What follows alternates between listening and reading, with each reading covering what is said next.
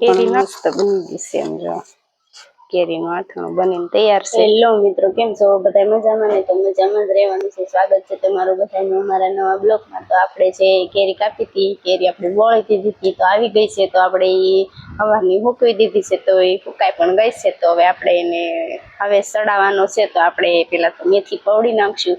આપણે કેરે બનાવવાનું છે આથણું, ને આપણે તૈયાર બોળો નથી લેવાનો, આપણે તો ઘરની મેથીનો આપણે બોળો બનાવવાનો છે। પહેલા તો આપણે મેથી પૌડી નાખશું।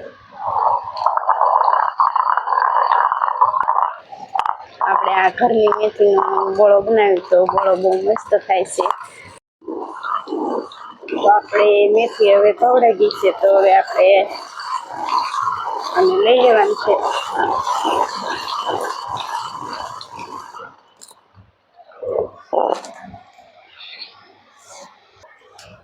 તો આપણે મેથી તોડાઈ ગઈ છે, તો હવે તેલ ગરમ કરી નાખશું। આપણે પહેલા તો તેલ ગરમ કરી નાખશું।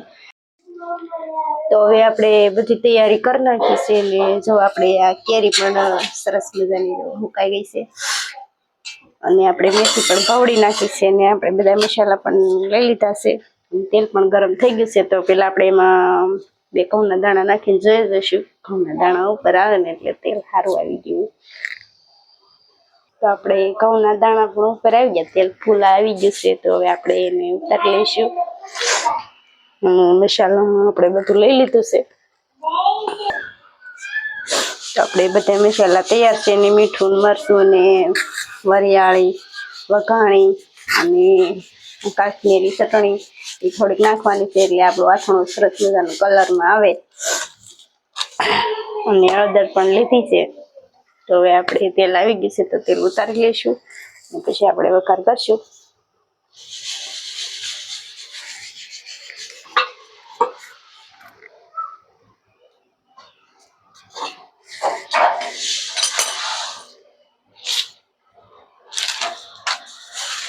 તો પહેલા તો આપણે આ બધા મસાલા નાખી દેવાના છે।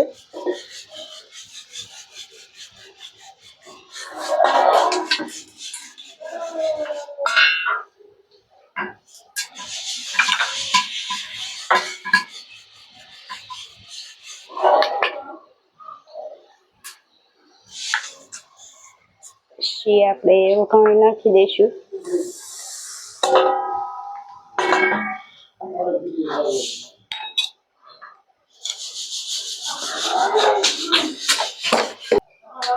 તો આપણે હળદર આપણે મેથીમાં નાખી દેવું, ને મિક્સ કરીને પછી મેથી આપણે એમાં નાખી દઈશું તેલમાં। હળદર એ બળે નહીં।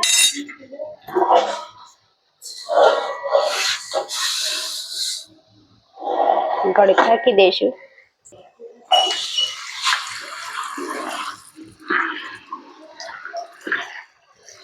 તો આપણે આ બધું મિક્સ કરી નાખશું, ને ઘડીક ઢાંકીને રહેવા દઈશું, ને ચટણી આપણે પછી નાખવાની છે। તેલ ઠરી જાય ને પછી તો આપણે તેલ થોડુંક પાછું પડતું છે, તો મરચું, મીઠું, ને વરિયાળી નાખી દઈશું।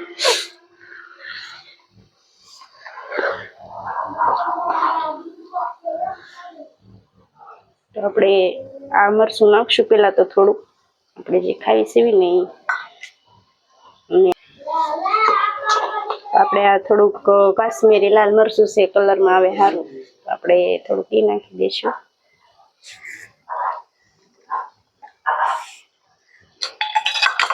આપણે વરિયાળી નાખી દઈશું। હવે વરિયાળી નાખવાથી આથણામાં સ્વાદ બહુ મસ્ત આવે છે, ને પછી આપણે મીઠું નાખી દઈશું।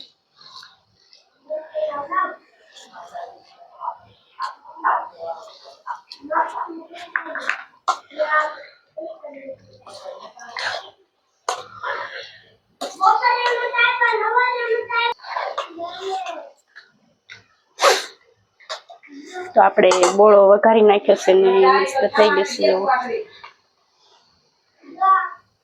તો આપણે એકડી ઢાંકીને મેક દઈશું, ને પછી થોડો ગોળ નાખી દઈશું। તો આપણે તેલ તો હવે પાછું પડી ગયું છે, તો આપણે ગોળ નાખી દઈશું। થોડુંક ગોળ નાખી દઈએ। ગોળ નાખવાથી આથણું મસ્ત થાય છે। થોડુંક ગળ પણ હોય તો સારું લાગે, ને મેથી આપણી ગળી જાય, સારું થઈ જાય. તો આપણે મિક્સ કરી નાખશું.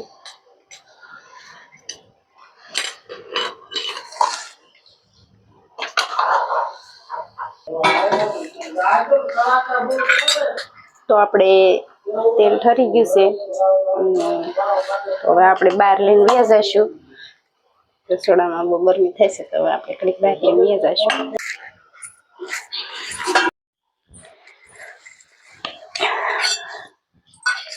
તો હવે આપણે આ તેલ તો હાવ ઠરી ગયું છે. તમે જો આપણે બહુ મસ્ત બન્યું છે.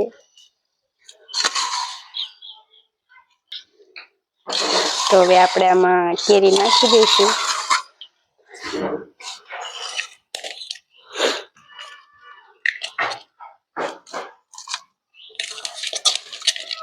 કેરી નાખીને પછી આપણે આને હલાવી નાખશું.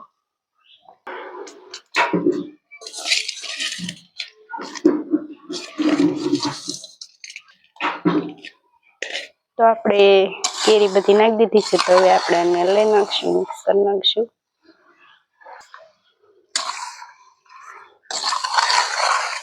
તો આપણે કેરી ને બધા મસાલા નાખ્યા હતા અને બધું મસ્ત મિક્સ થઈ ગયું છે. બધું મસ્ત મિક્સ થઈ ગયું છે ને આપણું આથણું પણ મસ્ત બની ગયું છે. એમ જો કેરીનું આથણું બનીને તૈયાર છે.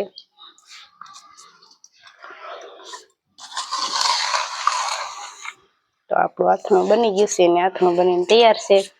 તો આજ માટે એટલું જ છે. ફરી મળશું નવા બ્લોગમાં.